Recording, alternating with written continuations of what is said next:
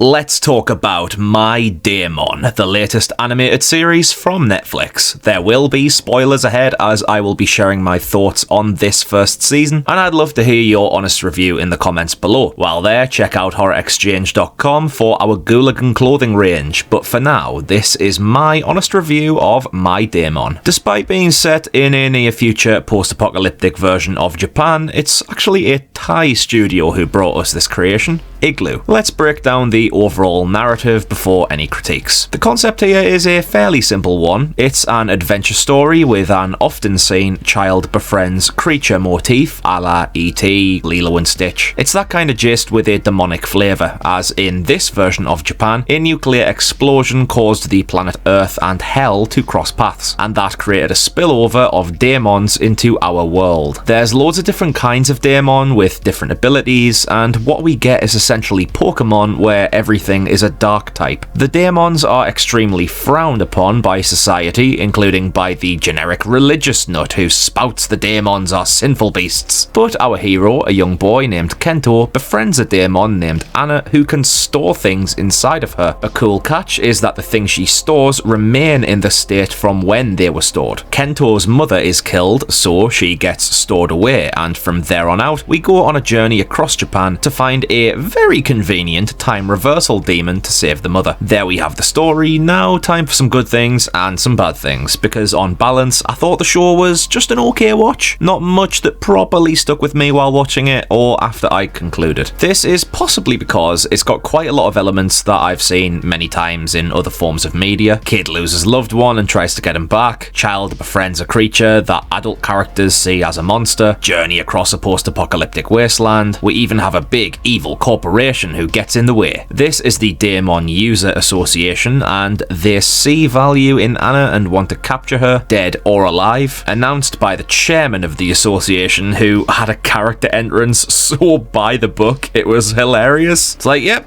you're the bad guy, aren't you? The ingredients here are ones I've savoured often, and yet didn't feel like My DAEMON's twist on those influences pushed the boundaries it set for itself. There's a formula here that some may very well enjoy and get caught in the whirlwind of the adventure, but I'm sad to report that I didn't get that same sense of wonder. I kind of think that the premise here could have worked better as a game rather than a series, because for the most part it's Kento and Anna moving through the wasteland, meet some people, there's some fighting, move on, meet more people, more fighting, move on, battling across a wasteland, trying to survive against humans and daemons alike, with some platforming sections, upgrading. Yep, I think there could have been some good potential to work in the gaming medium. The animation was decent in the action segments we received, but I felt like a lot of the series involved these big fight set pieces to a point where they became commonplace and less interesting with each new conflict. And I fully get that. It is an action fantasy series with a world populated by loads of demonic creatures and nasty humans. If the overall story is Kento getting from A to B, then the options of what to do between A and B in this world are prone to limitations. As such, I found a repetition in the story where each new location and battle felt like a reskin of something I'd already seen earlier in the series. If this show's concept was preferred to be done with cinematic storytelling, I'm not sure if 13 20 to 30 minute episodes was the best format here. If anything, I actually think My DAEMON would have worked better as an hour and 45 minute film. That could very well have done the job and cut some of the meat out of the middle that I initially enjoyed the taste of but grew tired of by around episode 5. I'm gonna cite Nimona as a reference point. That was a Netflix animated movie from earlier this year with a big world involving the theme of monsters and how they are viewed by certain pockets of society, plus some action and an overall adventure. That was around the hour 45 mark, and I think it fit perfectly. If Nimona had the same structure as My DAEMON with 13 20 to 30 minute episodes, I don't think Nimona would have been as effective as it was. So I do believe that some condensing could have made a big difference with My DAEMON, concentrating it for a stronger delivery. However, despite my reservations about the show, there were quite a few things I did like. The designs of the daemons, for the most part, I think were really slick. I appreciated how there were lots of different kinds of daemons with different purposes and uses, rather than everything being samey, every daemon being identical, or Anna being the one and only specifically DAEMON. I think that there were some messages here regarding disfigurements as well, since Kento has a large birthmark on his face. The deeper reason for that birthmark I'll discuss in a little bit, but I think that Kento loves Anna so much because she also has facial disfigurements. I understood why Kento had a connection with the Daemons prior to the revelation about his birthmark. He feels like an outcast and a target by wider society because of simply being associated with the Daemons, which I thought was a message regarding the real world and how people can cruelly target or belittle certain kinds of people based on their appearance and the concept of their existence more than any character traits specifically. Combining this concept with the idea that it was nuclear power that caused the apocalypse to begin with, providing an almost anti-nuclear weapon message with a fantasy packaging, I absolutely expect this to be another Netflix show that gets hit with another woke label by a portion of the viewership. And if that's the case, using fantasy to explore real-world concepts is something the fantasy genre has almost always done, taking influence from reality and twisting it in order for us to see a different perspective on it. And as such, I appreciated the connection between Kento and the Daemons and the messages I interpreted from my watch via how those characters interacted and how they were treated in the series. Now onto the birthmark a little bit more. This was something I really enjoyed as a concept. So Kento actually has something in his head called a daemonian particle, something which allows him to understand daemons and daemons to understand him. However, these particles eventually give birth to new daemons, so in essence, Kento was walking around with an egg in his head waiting to hatch. It's a ticking time bomb, adding tension to the story, not just trying to find the daemon who can turn back time. Here, Kento's gift is also a curse waiting to happen. And you think, yeah, no need to worry, he'll likely be alright in the end and get through it. And naturally, he does ultimately survive. But what I didn't expect to see was the particle actually bloody hatching. Christ almighty, in the most brutal scene in the entire show, this sweet, kind boy I grew an attachment to, we get to see him cry in agony while being tortured before bleeding from his eyes and his head exploding. I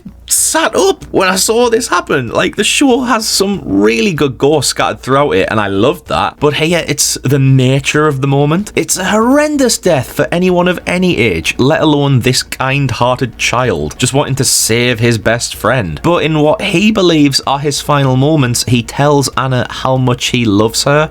It tugged at my heartstrings and then flat out ripped my heart out and bit a chunk out of it. I also didn't mind how the show kept the common rule of messing around with death never ends desirably, as when Kento's mother is revived, she's demonic and not the mother he knows. Of course, we get an often witnessed scene where Anna doesn't like the mother and attacks her, but Kento thinks it's just Anna being a dick and not a warning signal. It's the whole, hey, what's the matter with you trope while being blind to notable changes in character of an admired person. And in the end, the mother has to be properly laid to rest rather than being fully saved and resurrected, meaning Kento has to accept death and move on. Pairing that with losing contact with Anna, Kento does go through an emotional roller coaster here. He was the glue that kept this story together for me, and though I thought that the story was just okay, he was the reason I kept watching, purely because I wanted to see a good outcome for him. But refreshingly, the outcome wasn't a good one. Instead, it's a bittersweet one, a melancholic ending to his adventure, which I much prefer to everybody winning and all the results going in the protagonist's favour, as the real world is often not that forgiving. My Daemon was rather a mixed bag for me. The problems I found in it didn't ruin it for me, because those problems mostly derived from a sense of sameness than anything that directly spoiled the story being told. It was a good concept for a show, but for me it was the abundance of familiarities within the show itself that knocked some points off, with that move a bit, meet people, fight something, move a bit, meet people, fight something format, making the experience one that didn't sweep me up. Luckily, some quite thoughtful morality tales and a lovable main character kept my attention, as well as a quirky animation style and some unique design aspects to the world. I still think that the pacing and the plot direction were things that could have benefited a different medium than a full series to tell its tale, but for what it was on the surface, I think my Daemon was a decent watch that I think perhaps teen audiences will enjoy more than any other share of the market. These are just my general thoughts though. What are yours? I've been Connor from Unleash the Ghouls. Thanks for watching this honest review, and I'll see you soon for another. Cheers out.